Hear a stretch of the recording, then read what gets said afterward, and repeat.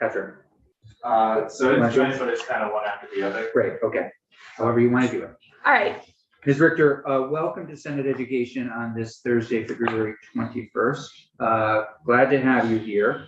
This committee needs to start to decide whether or not it would recommend to the full Senate or the Committee on House and Senate Appropriations whether or not it must continue universal school meals. We've had quite a bit of testimony already, but it was a while ago, and I think the overall, and please correct me if I'm wrong, anyone, or disagree, I think a lot of people love the idea of continuing it. I don't think anybody came in and said, gosh, you know, this is just awful. The question is one of funding, and how do you fund it? Can we fund it? What are the competing priorities? Things like that. So you're our fiscal analyst, one of them. Mm-hmm. And so any help you can provide would be great. Sure. So for the record, I'm Julia Richter with the Joint Fiscal Office. I'm also joined by my colleague, Pat Titterton. But I'm going to start things off and sort of talk about the cost side of universal school meals, as well as how it fits into the education fund, and then pass it over to him for some possible revenue sources. And as I recall, this report, I mean, the dollar amount, you sort of just got that in, right, within the past couple of weeks? Because I remember last year we were sort of estimating what it might cost. So this will help us narrow in on the actual cost. Yeah, so by a way of a bit of background, Universal School Meals was established in Act 151 last year. It was a one-year program, and our preliminary cost estimate, we estimated that it was going to cost $29 million, and that was appropriated from the education fund to the Agency of Education to fund this program. And so what I have prepared for you today what we have prepared for you today is really a review on a report that was mandated in Act 151. So the Agency of Education needed to go out, create the program, and collect data to come up with how much they estimated for this coming fiscal year for the program costs. And then also the Joint Fiscal Office, we were required to come back and say, here are a variety of possible revenue sources. We are, of course, nonpartisan, so it's in no way a recommendation, but rather was following guidance from the General Assembly.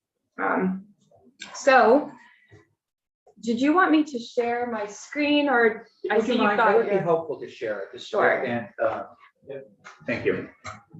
Hayden, would you send me the Zoom link, please?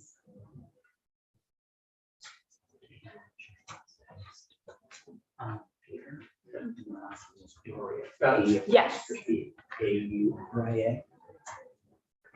Okay. Very thoughtful.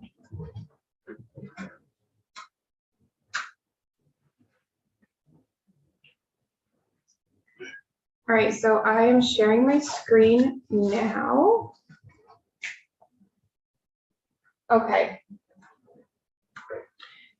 So as I said, I'm going to start off with a review of the Universal Meals Program and the Education Fund. So as you will recall, the Education Fund is funded through both non-property tax sources and property tax sources. So looking at this graph behind me, you can see that the green checkered boxes, those are the property tax sources. All the others are non-property tax sources that flow into the education fund. So those include all revenues from sales and use tax, a portion of purchase and use, a portion of meals and rooms, profits from the state lotteries, and a number of other smaller revenue streams. The remainder, so if you remember in the education fund, the property taxes are set to ensure that the full education fund is funded, right? So we have all of these non-property tax sources streaming into the education fund.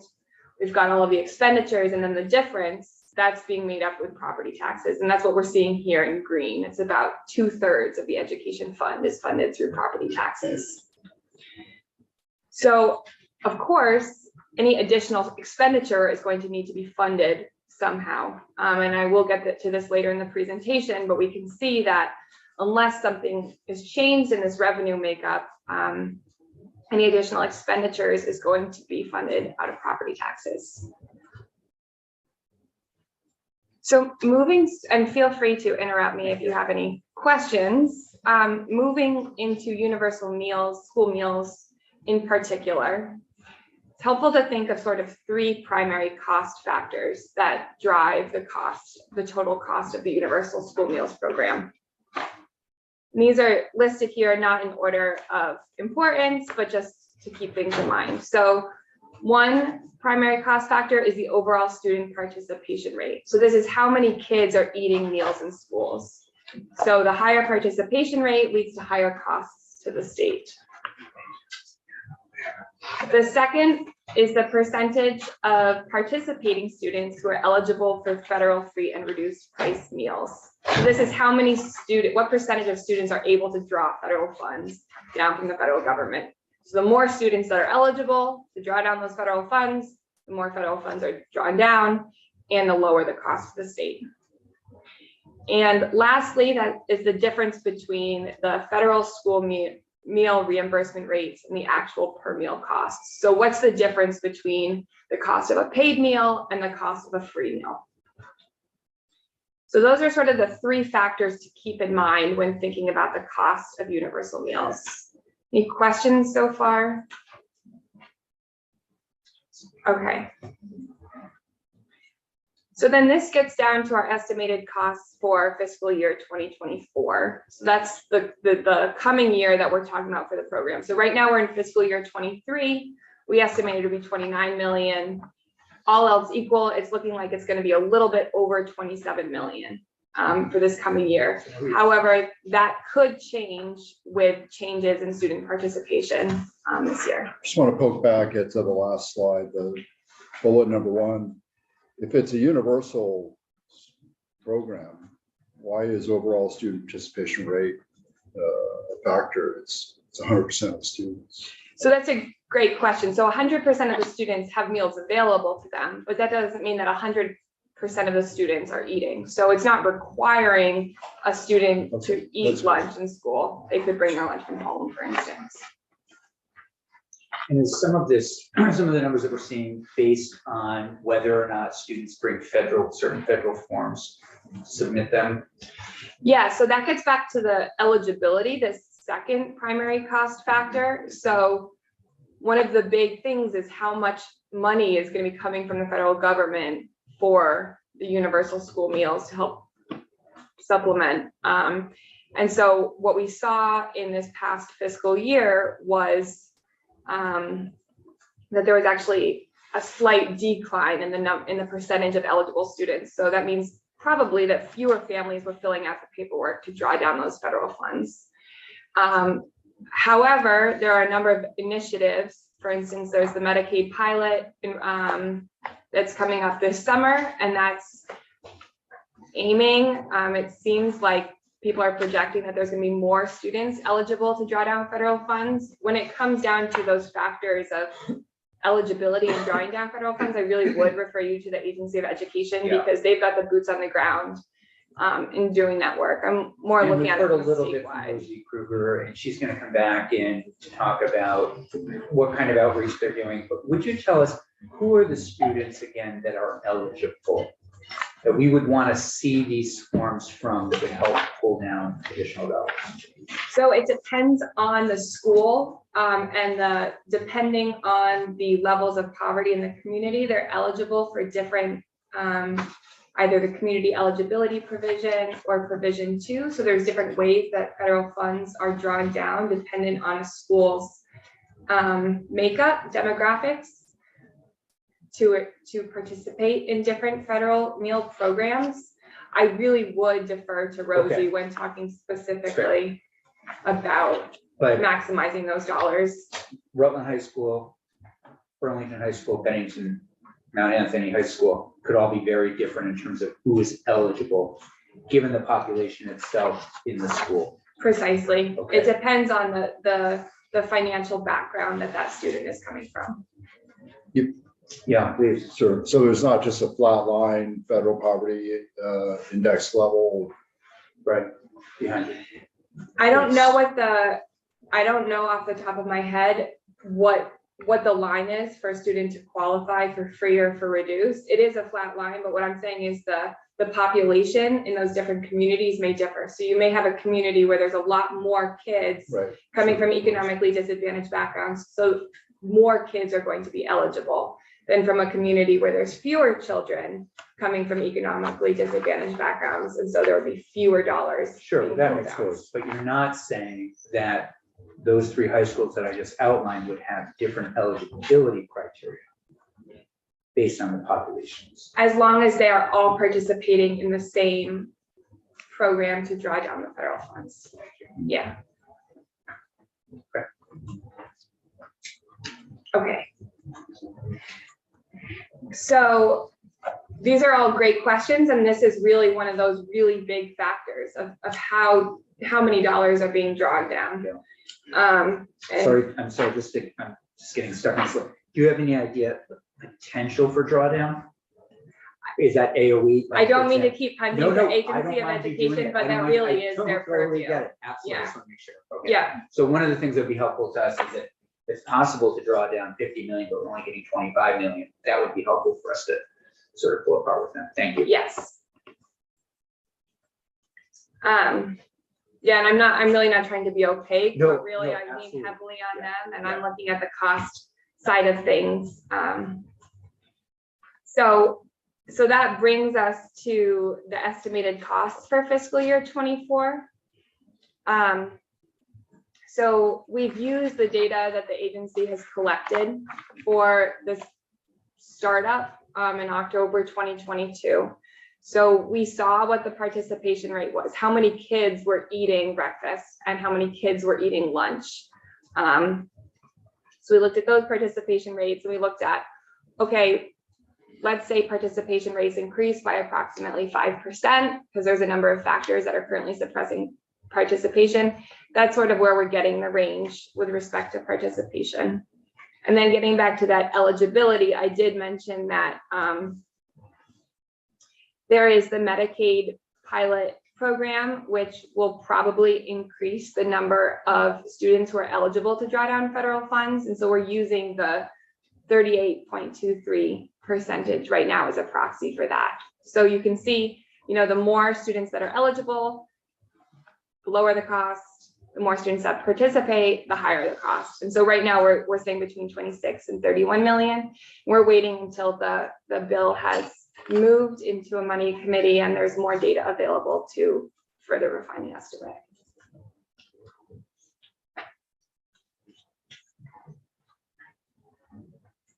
Okay, so with that in mind, I did sort of allude to this in the beginning, but just remembering that property taxes are adjusted to ensure that all education expenditures are fully funded.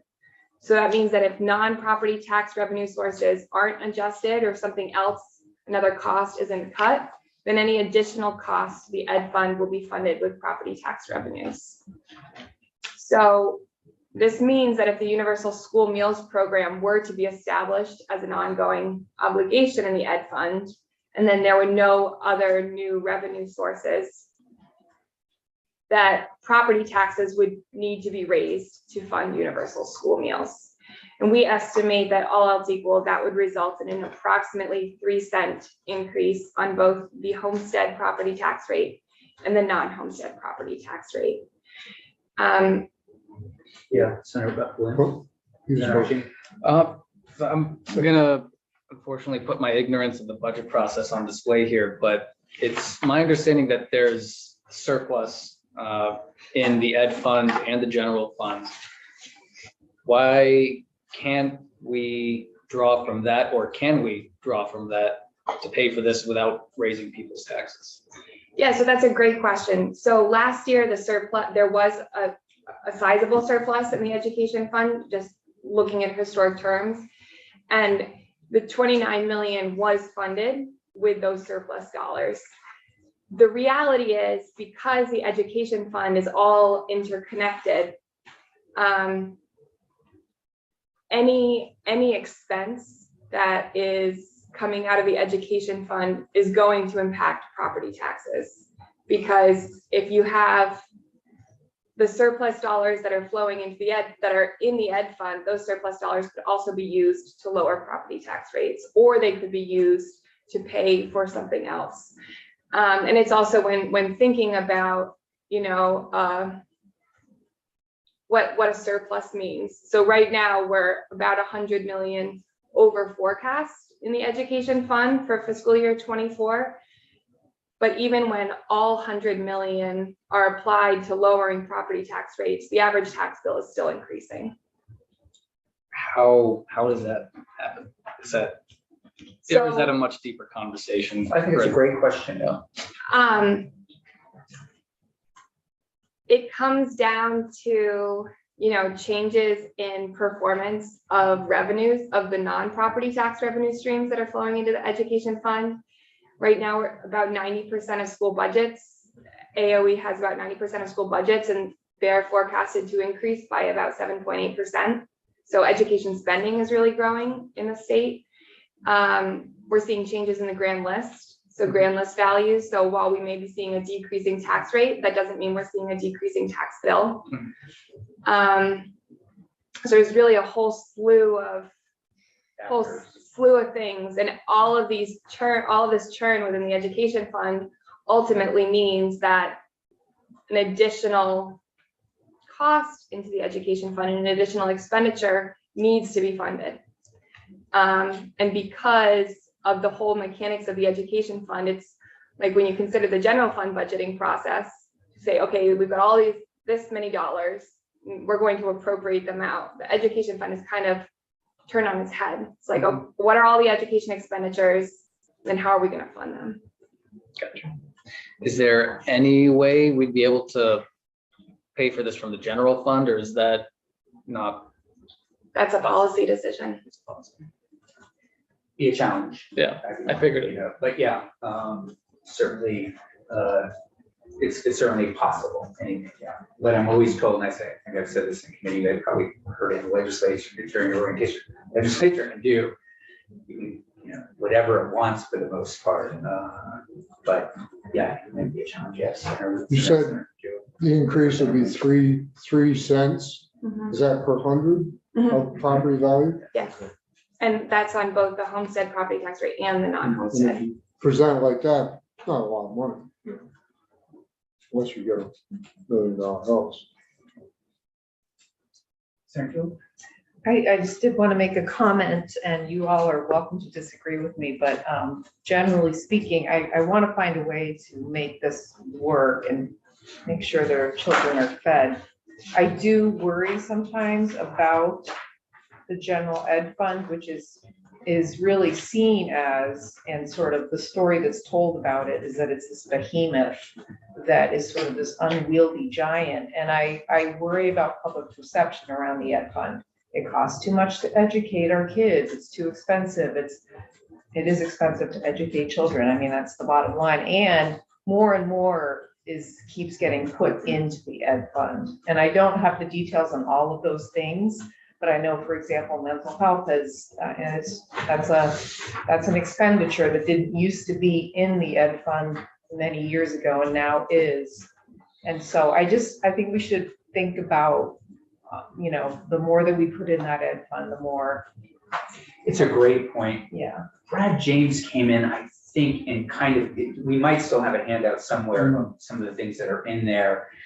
But you're right. There was a little bit over the past 6 or 7 years of us trying to pull things out, I think.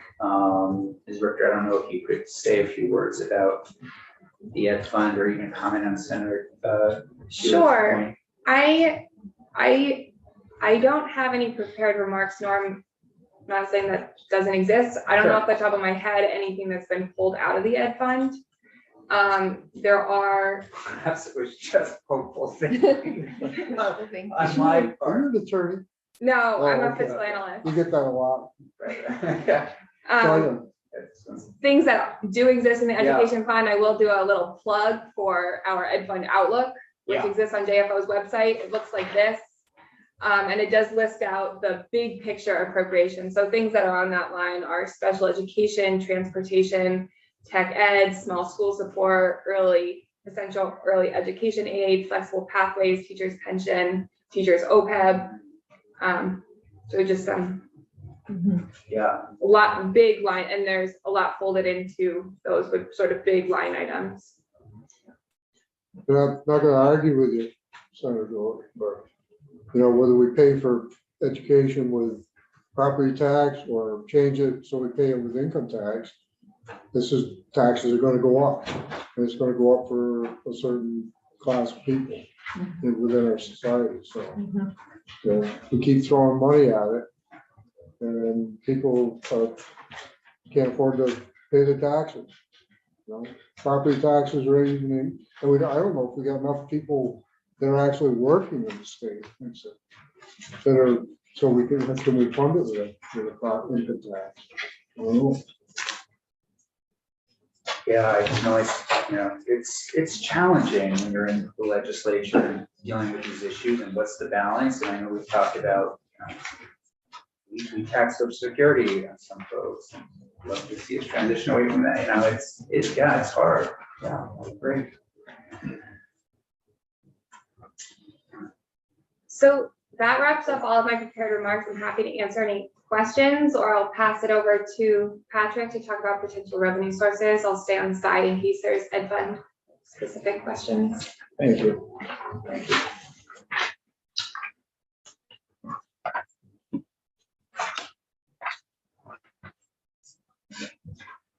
Well, it's nice to meet everyone. I think this is my first time in here. Well, hopefully you don't leave thinking it's your last.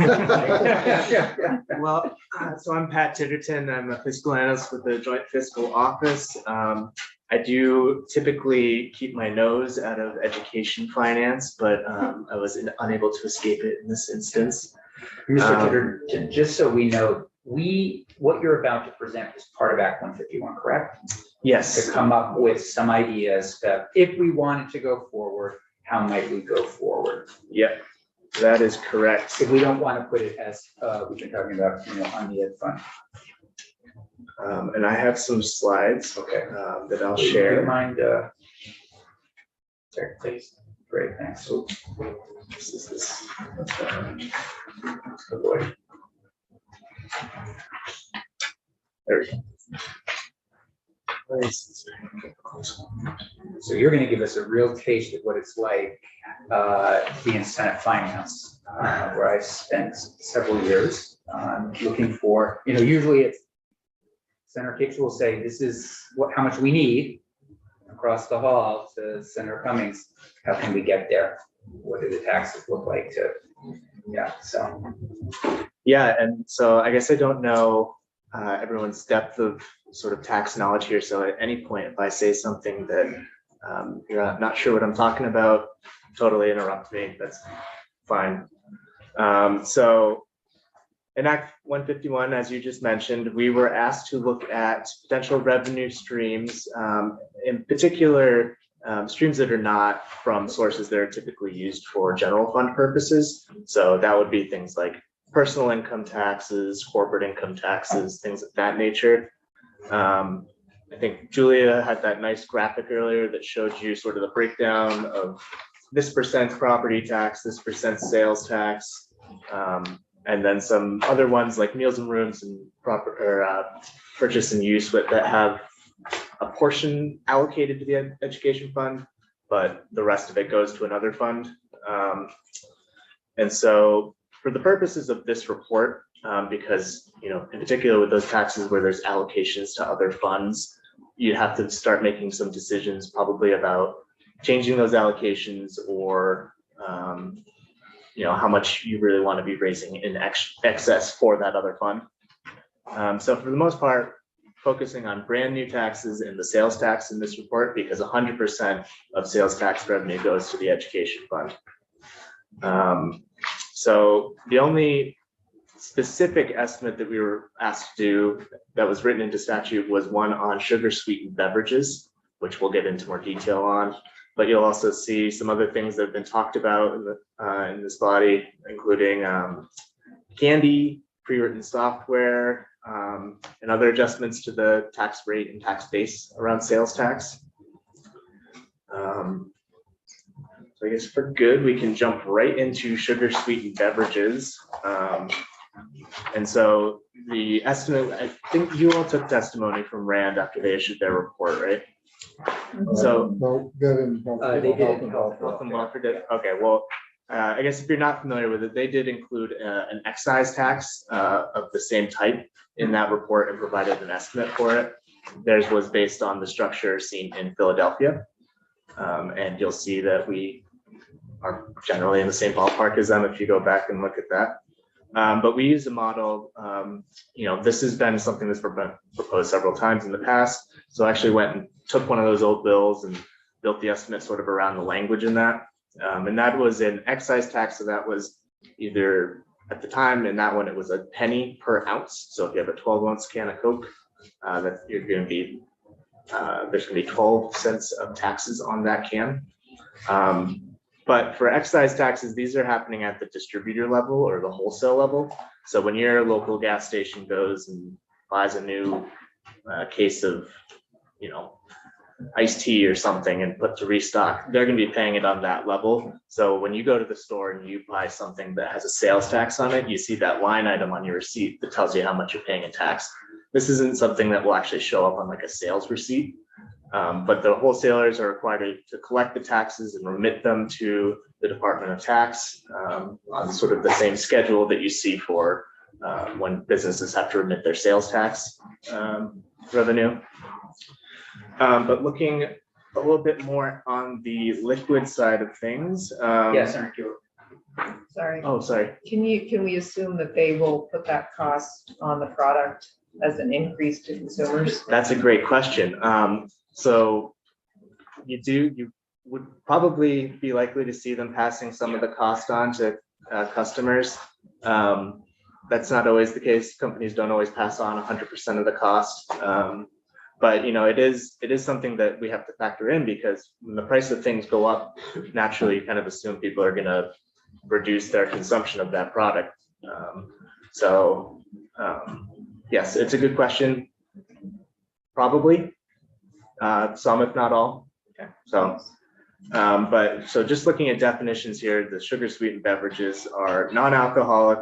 They can be carbonated or non-carbonated. Very importantly, they need to be intended for human consumption.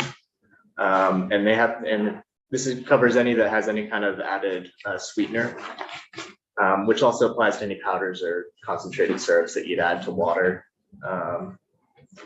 I guess moving ahead, just to look at some examples. So obviously you include things like soda, fruit beverages that have added sugar, sports drinks, ready to drink tea, energy drinks, ready to drink coffee. What would not be included based on the past legislation, so not included in our estimate, are fruit and vegetable juices that don't have any added sugar. I see you have some V8 there. I'm not sure if there's added sugars in it, but that could be something that maybe would be excluded from this. Yeah. As seltzer also. That's in a flavored water, as long as so that would fall under this last bullet here, flavored water. As long as there's no added sugar, Right. that would not be subject to the tax either. So yeah, some other products like milk, infant formula, things like that sometimes do have added sugars to them, but under this proposal, we're not including those in the estimate, because I think the idea here is not to tax babies, right? Yeah. So there's currently, there aren't any other states that have this type of tax right now. There are 10 cities. And you can see here, they range anywhere from 1 to 2 cents, which is the range that we looked at for this estimate. The only outlier here is Washington, D.C., which they have a sugar sweetened beverage tax of 8%. But that's a sales tax and not an excise tax. So that's the kind of thing that when you got your receipt, you'd see how much you were paying in DC. One thing I will say is that currently soda is subject to the sales tax in Vermont. So there is that 6% that people are paying at the register for soda. So this would be an addition. But jumping right to what our estimate was, and this is coming from some academic sources, observed data in some of these localities that I just showed you. And then UConn has this cool calculator that helps you sort of get ballpark ranges on this. But for a penny an ounce, we're estimating about 17.3 million per year. And then at 2 pennies per ounce, we're estimating 31.7. And one thing I'll note, and this kind of gets back to your question earlier. So we're doubling the amount of the tax here, right? 1 to 2 pennies, but you'll notice that our estimate is not doubling. And part of that is, the expected effect of the increased price that people would be paying, and the subsequent reduction in consumption.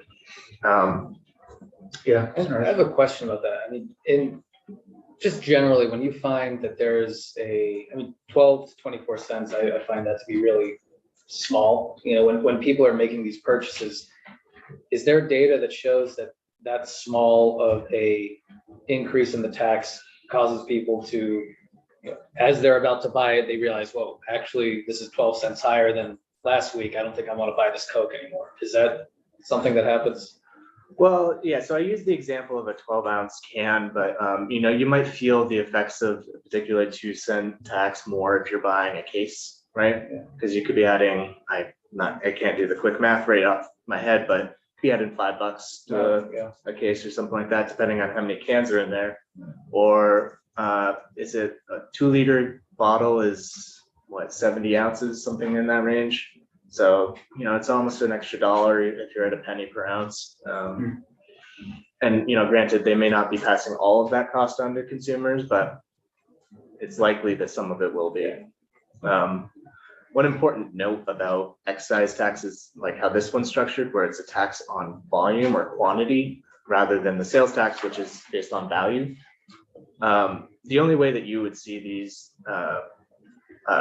this revenue going up in the future is if people start buying more soda or sweetened beverages. It doesn't benefit like the sales tax does from inflation, because if can goes from $1 to $1.50, you're taxing that 6% on that full value. So naturally it goes up as prices go up. So is that mixed in the price they advertise on the shelf, the excise tax? Yeah, so it would be baked into it. It's not like the sales tax where they show you their sales price and then they tally up your tax at the register. Because when the retailer goes and they're at the gas station, buyer, they're paying the tax when they purchase it. They're not, they're not directly passing it on to you, so they don't have to do that math again. So just bake it into the price. You buy a 6-pack of soda, and then it says, $1.59. Then you got 30 cents for the deposit. Then you've got the sales tax. It's like, oh, wait a minute, it's not $1.59. It was. So I mean, there's got to be a point Of where somebody like Senator Sheets said, right. maybe I'm. Yeah, so it wouldn't show up As a line item, but it would be baked into the price that they're seeing at the store. Yeah. So that's sugar sweetened beverages. I guess sticking with the topic of sugar, moving on to candy. So currently, Vermont exempts groceries from the sales tax, and candy currently is considered a grocery. So grocery is also exempted from sales tax. So there's a very big difference in treatment across the country. Some states don't exempt groceries, some do exempt groceries, but don't consider candy a grocery. Some states don't have sales tax at all. But there are plenty of states that do exempt groceries, but not candy. And so some of this comes down to something called streamlined sales tax agreement, which, there's a reason that there's only one sales tax rate and we don't tax different items at different rates. And then, to be in compliance with that agreement. And then there's another stipulation where they have definitions for almost anything you could think about buying.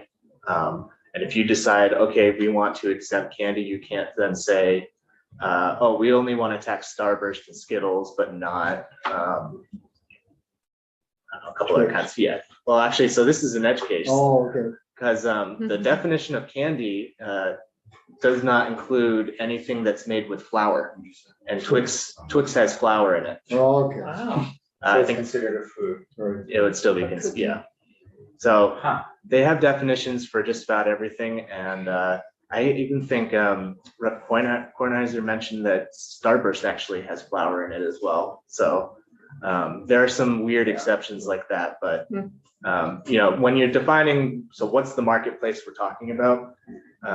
In instances like this, you have to stick with whatever the streamlined definitions are to make sure that you're still in compliance. And just to keep us on track, we can go until 3:15 on this topic, so it's a little over 10 minutes. Okay. So we're estimating that candy, it's not a big drop, but it is a drop in the bucket at about 3.7 million per year. We're good there. Now this next section is, we can get kind of technical and weedy with it, or we can stay kind of high level. High level. High level, okay. Of So, course, more questions. yeah, of course. So as far as go as deep as you'd like. Yeah. Senator Williams. Oh, no, I'm saying, this is our second Yeah, iteration of for the some same. people, this is their second. Okay. round. So sales tax applies to tangible property typically, software as a service, or infrastructure platform as a service. These are all things that have in the past not been considered tangible because you're not downloading a program onto your computer, you're accessing it through the cloud. So you're not in physical possession of it at any point really. And also it's sort of been exempted from the sales tax through session law, I think in like 2015. And the other piece here being that Vermont typically doesn't tax services or sales tax. So like I said, session law 2015 is when it was excluded or exempted.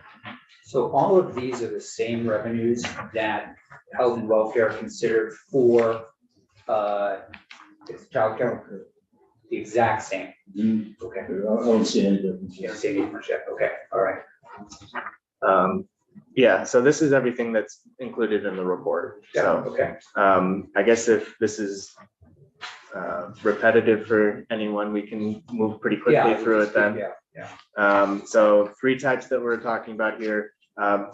It's important to note that this is pre-written software, accessed remotely only. Customized software would still not be subject here. It's not included in this. Here are just some examples of each type of those. I'm currently using TurboTax myself to do my taxes. So that's something where I'm logging into their online portal and accessing whatever software they have on their end to fill out my forms and all that. But there are a couple of different types. We can address those if you'd like to talk about them in more depth. But overall, this is a market we've seen. We've done estimates for this market several times, going back to I think 2011 or 2013, something like that. So we're estimating for fiscal year 24 to be about $18.4 million in revenue. Likely still be increasing, although I don't know how far it'll go. And just to give you a sense, in just last year, we were at 16.8 per estimate. The year before that, we were at about 11 million per estimate. So it's pretty substantial growth over that time period. Yeah. So are there any questions on the cloud? We kind of moved through that pretty quickly. And I think we're on our last 2 things here. So like I said, Vermont has to sort of adhere to the streamlined agreement with what's included or excluded. Everything has to be taxed at the same rate. But what you can do is change that rate. It just has to be the same for everything. Currently, we're about kind of middle of the pack in the Northeast region in terms of what our rate is. Although the notable exception is that New Hampshire, which we share a large border with, does not have a sales tax rate. And in that table you see there, what's excluded from New York is they have a much higher prevalence of local taxes and municipal taxes. So we're kind of middle of the pack, with the exception of sharing that border. The January 2023 consensus forecast projects that Vermont's going to generate about 576 million in sales tax revenue. So if we were to look at and that sort of translates to about a $9.1 billion taxable base that we're talking about here.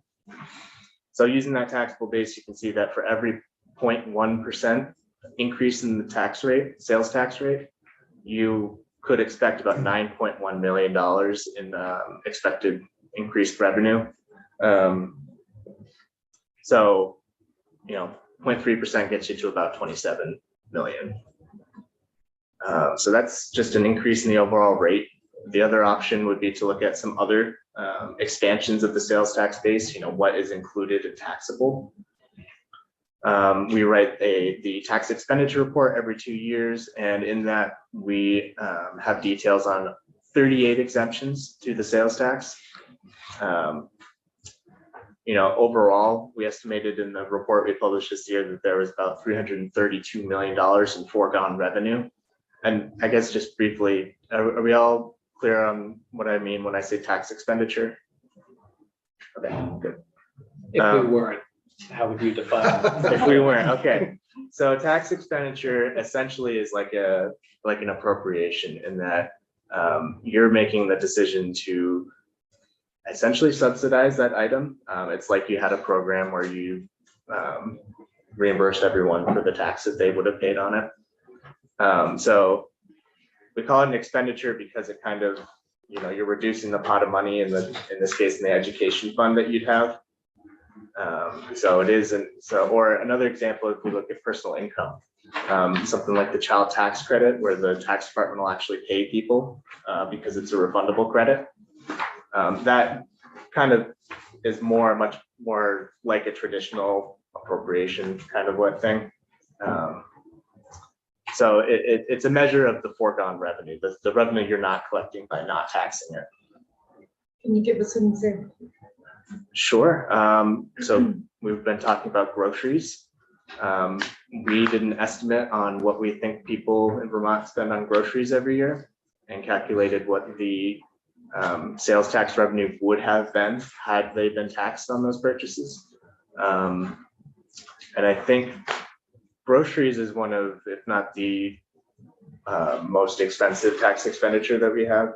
It's in the sales tax realm. I think the most expensive is going to be the new child tax credit. But so overall, groceries, medical products, energy purchases for a restaurant, and clothing and footwear, that makes up about 270.8 million of the overall 332 million. So those four items are accounting for all but 60 million of the foregone revenue. So there's 34 other exemptions that are coming out to about $60 million. And like I said, all of those different exempted items are included in the tax expenditure report with explanations for, what exactly is it that we're talking about that's exempt. So essentially the mechanism here is, instead of making these exempt and having this tax expenditure, you subject them to the sales tax and actually raise the revenue rather than not collecting it. Mr. Tittering, we have always, this list is somewhat familiar to me and to others who've been in the building. But when you look at potential revenue sources, and I'm not saying I'm advocating for these, but there are a lot more. People talk about taxing services, cigarettes, alcohol, the list goes on. How did you and your team come up with these to present to health and welfare and education? So the only one in here that was specifically written in statute that we needed to look at was the sugar beverages one. Okay. And I think Julia had on a slide before, there are other tax revenue sources that go to the education fund, but a portion of it's allocated to another fund. So, we can of course look at something like Meals and Rooms, changing that around.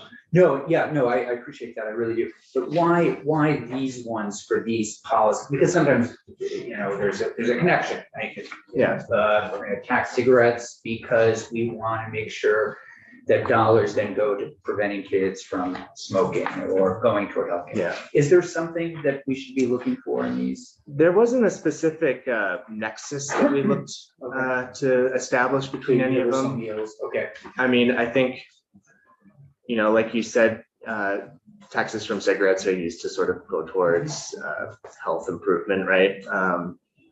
In a sense, you could argue that quality nutrition plan through universal meals program could be adequate or could be appropriately funded from something like a sugar sweetened beverages tax. That's kind of more of a policy question, I think.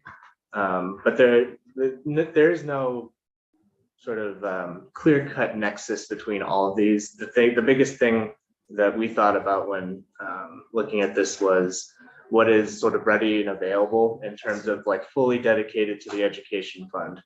And sales tax is sort of an existing structure that there's a lot of different levers that exist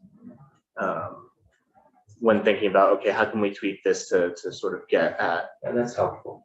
But you've made the comment that you've seen some of these before in the past, which, Well, I mean, sometimes when I was on finance, we're given this huge list of, Yeah. these are all the possibilities of things out there that somebody could do if they wanted to support a program, that's all. Yeah. Yeah. But this is helpful.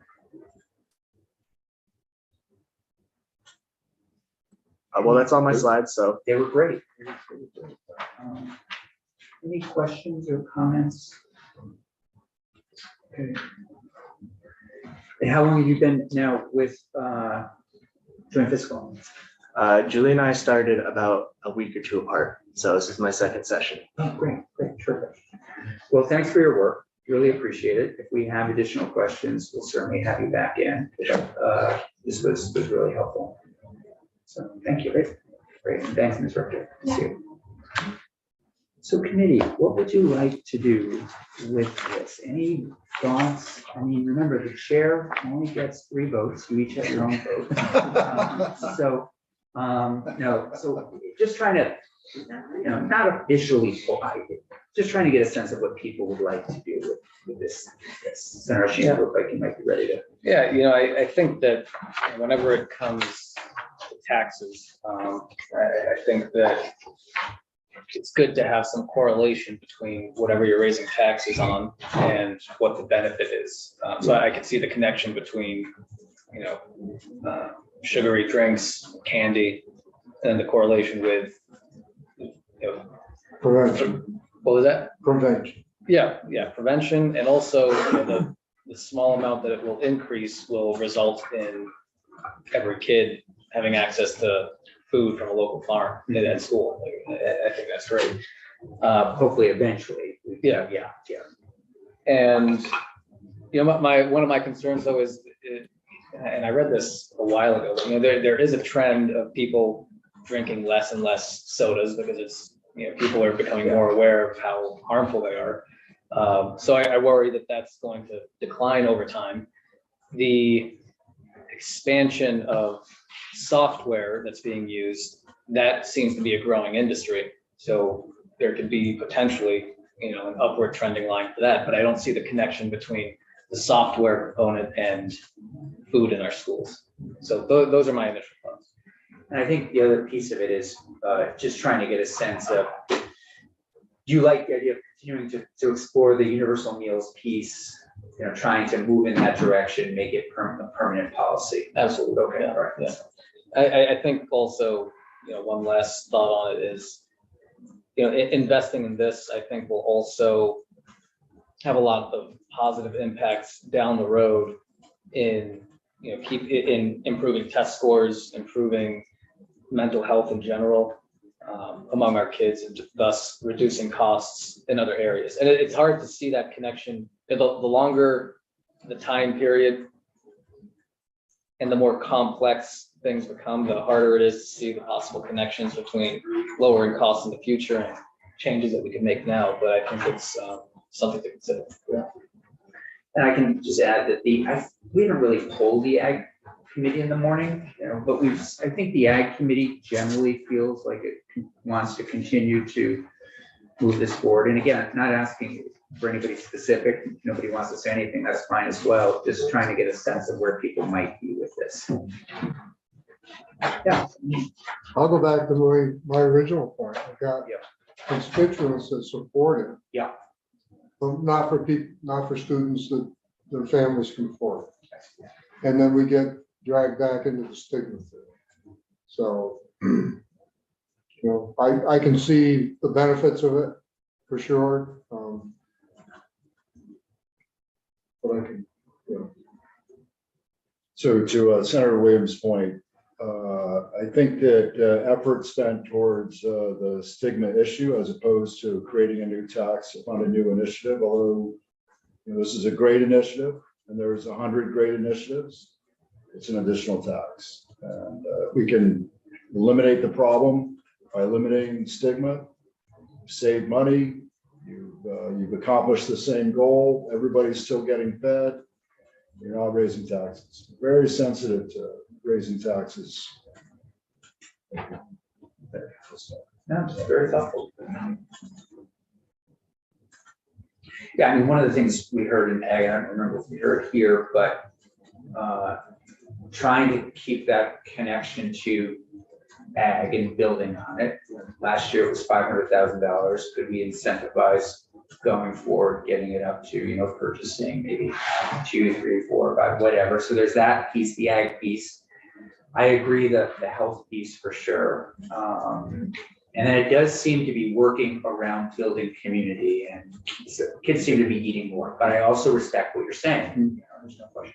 Yes. One thing that came to my mind is, might there be a way to fund it for one more year while we receive the ramifications of the PCD expenditures, and in October, when we get that big school, we get that big report about how the state of our schools structures. I mean, I just wonder in terms of like expenses, there could be this, a gal used the word behemoth again. Yeah.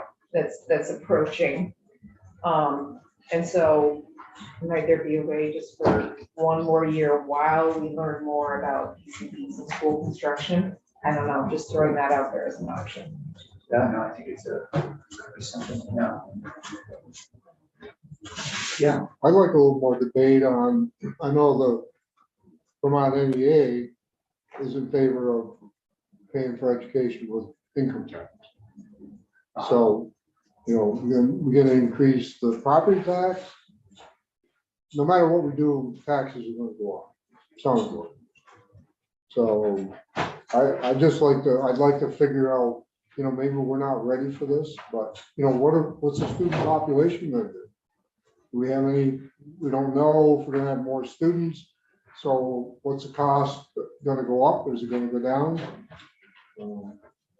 I'm guessing, unless others heard something counter this, but I think somebody came in and said we're right now educating about 80,000. 10 years, it could be like 50,000. Yeah, we have declining enrollment. I know. Unless we bring people into the state. Yeah. And quick. Yeah. So No, this is helpful. This gives me a sense we don't know of- what we don't know, but Yeah. then I'm meeting with legislative council tomorrow on Mike, Yeah. which is going to totally blow everything out of the water. Which one's your? The one on make Vermont affordable, Okay. the consumption tax. Okay. One tax for everything. Pay for education, pay for running government. And I'm meeting tomorrow noon With legislation. with Abby Shepherd. That's good. Yeah. Good. All right, well, that's helpful. I appreciate that. I'll go back, and I think, it could be one of those things, as Senator Bueller just mentioned. Maybe it's another year, COVID recovery still. It could, I don't know, I don't see us pulling back saying, all right, this isn't, hey guys, gang, we've been at Universal Meals now 2 years. We're gonna pull back, but I could be wrong. Yeah, Just one comment about pulling back. Yeah. And being affected by the COVID period. yeah. I went in, I'm doing a round of supervisory union visits. And I was talking with recently with the superintendent and discussing COVID. He goes, look, you know, we came back to school 2.5 years ago.